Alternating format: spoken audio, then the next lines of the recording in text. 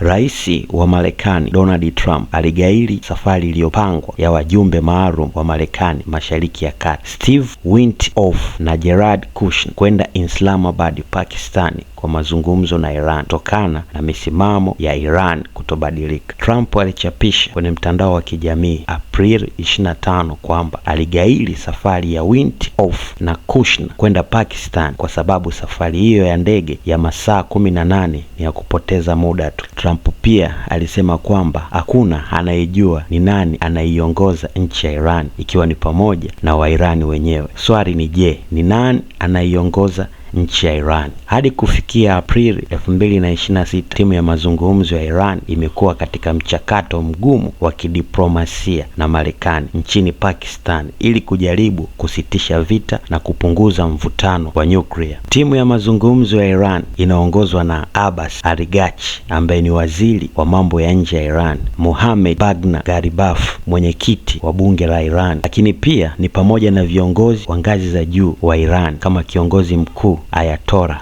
Mojtaba Khamenei na rais wa nchi hiyo Masoud Pezeshkian. Jeshi la walinzi wa mapinduzi ya Kiislamu IRGC unaonyesha kwamba maafisa wa kisiasa wa Iran hawana mamlaka yeyote ya kuamua msimamo wa mazungumzo wa Iran na Marekani nchini Pakistan. Jarida la Wall Street Journal vile limeripoti mnamo Aprili 24 kwamba mapigano yanachochewa kwa sehemu na watu kama vile Ahmad Vahid na maafisa wenzake ndio wanafanya maelewano kuwa magumu. Ahmed Vahid ni nani? Ahmed Vahid ni afisa wa kijeshi wa Iran ambaye anahudumu kama amiri jeshi mkuu wa jeshi la walinzi wa mapinduzi ya Kiislamu IRGC aliyeteuliwa tarehe 1 Machi mwaka huu. Ahmed Vahid amewekewa vikwazo katika nchi ya Canada, Marekani na Umoja wa Ulaya kwa madai ya kuhusika katika ugaidi na kueneza kwa nyuklia, kwani Ahmed Vahid anahusika na shambulio la bomu katika kituo cha Jumuiya ya Kiyahudi huko Buenos nchini Argentina tarehe 18 Julai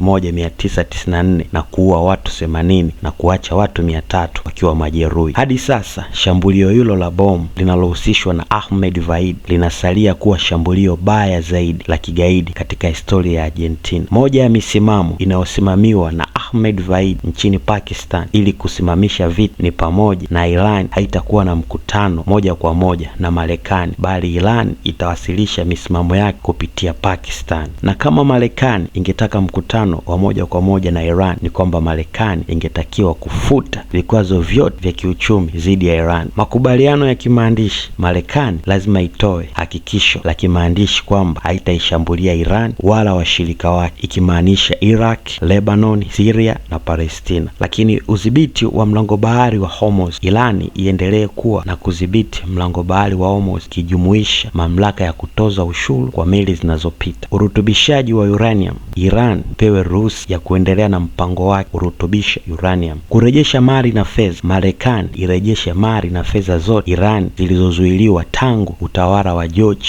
W. Bush. Kufutwa kwa maazimio yote ya Baraza la Usalama la Umoja wa Mataifa dhidi ya Iran. Kufutwa kwa maazimio yote ya bodi ya kimataifa ya nishati ya atomic yanayoihusisha Iran. Malipo ya fidia, Marekani ilipe fidia kwa hasara ya uharibifu wote uliosababishwa na vita nchini Iran. Kuondoa majeshi ya Marekani, Marekani iondoe majeshi yake na kambi zake zote za kijeshi zilizopo katika eneo la Mashariki ya Kati na kusitisha mapigano kwa pande zote, kusitishwe kwa vita kikamilifu. Haya ndiyo mapendekezo ambayo Iran anasimamia chini ya Ahmed Vahid. Sasa baada ya Iran kushinikiza mapendekezo hayo juu ya serikali ya Marekani, huku serikali ya Marekani pamoja na Israel zikionekana kupinga mapendekezo hayo, Hezbollah Aprili tarehe 24 na tarehe 25 mwaka huu imedai kuwa imeendelea kuyashambulia maeneo mawili tofauti. Hezbollah ilidai kuwa imeendelea kufanya mashambulizi mawili tofauti ya ndege zisizo na rubani aina ya